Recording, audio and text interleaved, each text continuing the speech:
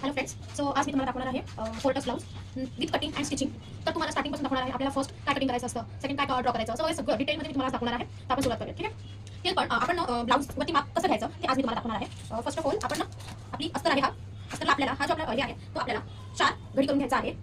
बघू शकता. पण घेण्याची पद्धत सुद्धा वेगळी आहे. आपल्याला जॉईंट बाजू हवी आहे, पण स्टार्टिंग आपल्याला ही खुली बाजू आहे ती आपल्या हाताकडे असली पाहिजे. ती खुली बाजू आपल्याला वर हवी आहे, तेव्हा ती आपली जॉईंट बाजू आपल्याजवळ येणार आहे. ठीक आहे. तर तुमची जॉईंट बाजू आलेली आहे.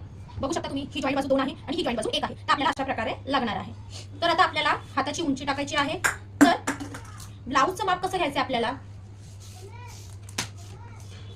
ही आहे ब्लाउजची उंची. तर ब्लाउजची उंची घेताना आपल्याला दर टायमाला जो आपला शोल्डर आहे तिथून आपल्याला इथे बघायचं आहे किती आहे. आपला आहे 5.2.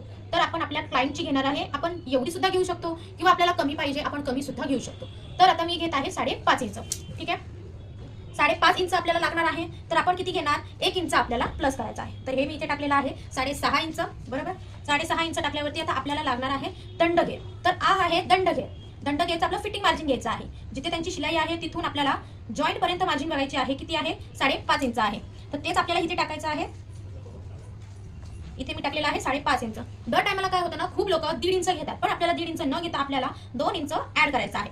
का, कारण जर कधी कमी झाल्यास आपण कटिंग करून किंवा वाढीव असल्यास आपण काहीतरी म्हणजे ऍडजस्ट होतं, पण कमी असल्यास काहीही करता येत नाही. त्याच्यासाठी मी अर्धा इंच दर टायमाला एक्स्ट्रा घेत असते. ठीक आहे.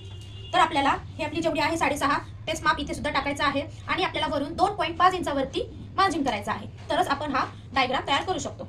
अजूनही ही बाही तयार झालेली नाहीये. तर आता आपण काय करणार आहोत, चेस्टच्या प्रमाणे आपल्याला माप टाकायचा असतो. तर आपली ही हुक पट्टी आहे. हुक पट्टीचं माप कधी पण जी आपली छाती आहे, छातीचं ब्लाउजवर माप घ्यायचं असलं तर कधीही हुक पट्टीवर घ्यायचं, लूप पट्टीवर घ्यायचं नाही. तर हुक पट्टी जिथे स्टार्ट होते तिथून आपल्याला आपली मार्जिन जिथे संपते तिथं घ्यायचं आहे. तर हे आहे 9.25. ठीक आहे. 9.25 आहे. तर आपण घेणार आहोत अर्धा इंच प्लस करून 9.2 इंच. तर हे आपलं झालेलं आहे अर्धा इंच प्लस. तर आता आपल्याला इथून डायग्राम तयार करायचा आहे आणि इथून आपल्याला अर्धा इंच घ्यायचा आहे. अर्धा इंच घेऊन हा आपल्याला फ्रंट तयार करायचा आहे. हा फ्रंटला अटॅच होणार आहे आणि हा बॅकला अटॅच होणार आहे. ठीक आहे. आणि ही क्रॉस लाईन तुम्हाला समजलं आहे. तर आता आपण कट करू.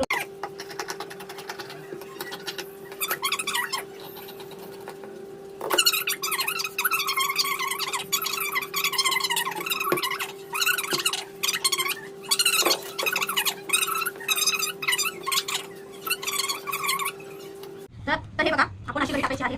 तर घडीचं पण मार्जिन परफेक्ट हवं आहे. तर आपली होती किती छाती, 9 पॉईंट होती. बरोबर. 9 पॉईंट मार्जिन केली. तिथे आपल्याला 2 इंच प्लस हवा आहे. तर बघू शकता माझी ही घडी परफेक्ट आहे. ठीक आहे. तर आपण पुढे करू.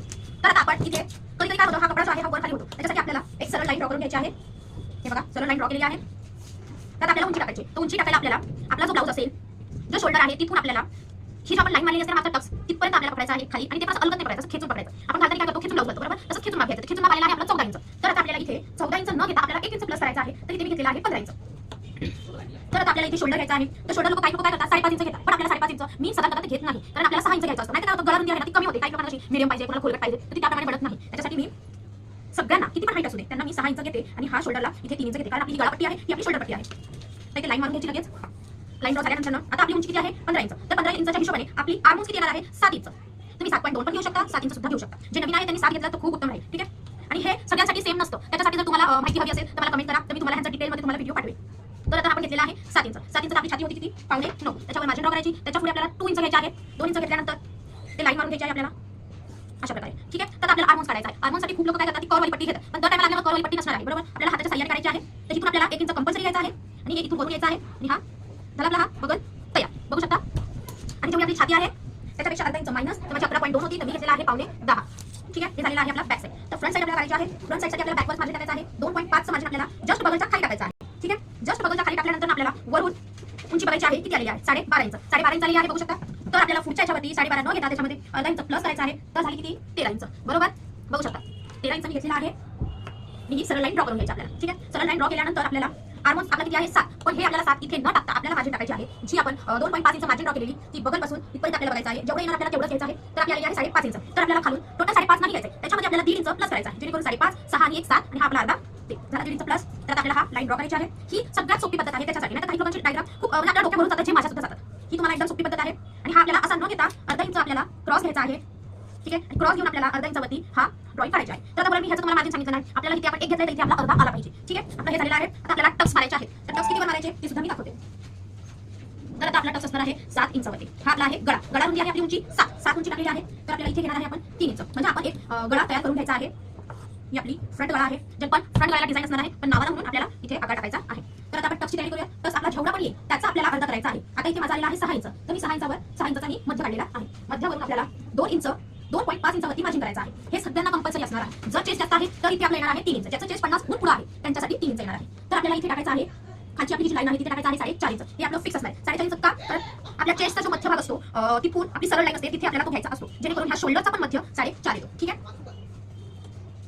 आणि सगळ्यांना आपल्याला हा जर 2.5 घेतलाय, हा सुद्धा आपल्याला 2.5 इंच टाकायचा आहे. हा सगळीकडे सेम असणार आहे. इथे 2.5 इंच, इथे 2.5 इंच असणार आहे. तर आता इथे 2.5 इंच आपला येणार नाही. तर काय करायचं आहे आपल्याला, की आपला ह्याचा आणि ह्याचा किती भाग आहे, पॉईंट आलेला आहे 2 इंच. हा कंपल्सरी सगळ्यांना 2 इंच येतो. जर बाय चान्स पावणे 2 जर तुमचा आलेला असेल तर बरं आहे, पण 2.25 2.5 इंच नाही आलं पाहिजे. ठीक आहे. तेच आपण इथे टाकणार आहे.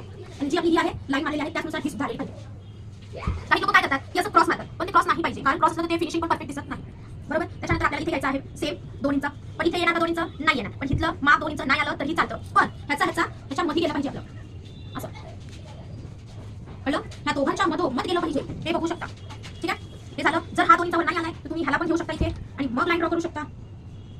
हे बघा. ठीक आहे. सेम आलं सेम. हे बघा 2 इंच आलेलं आहे. हे करू शकता. इथे तुम्ही मला 2 इंच नाही चालेल असं काही नाही, कारण हा आपला साईडला जातो त्याच्यामुळे त्याच्याशी लेणं देणं नसतं. आपल्याला मेन हा आणि हा पॉईंट असतो. हा आपला साईडला असतो, तो फिटिंगमध्ये ऑलमोस्ट फिटिंगमध्ये जातो. ठीक आहे. आणि सगळ्यात मेन आपल्याला इथून वरून अर्धा इंचावरती मार्जिन करायचं आहे आणि आपल्याला हा साईडला क्रॉसमध्ये घेऊन जायचा आहे. हा आपला झालेला आहे 4 टक्स. तर आता आपण योगपट्टी ड्रॉ करून घेऊया.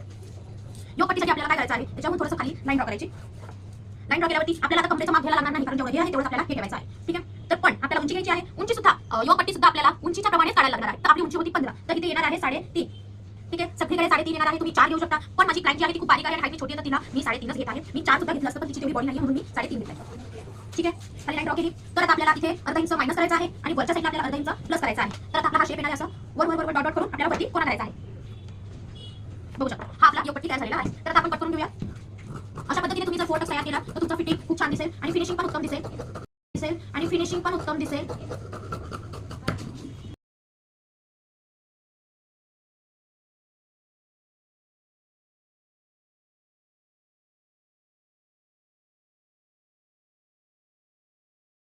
जर तुम्हाला माझा व्हिडिओ आवडला असेल तर please like and share and subscribe करायला विसरू नका. थँक्यू. बाय.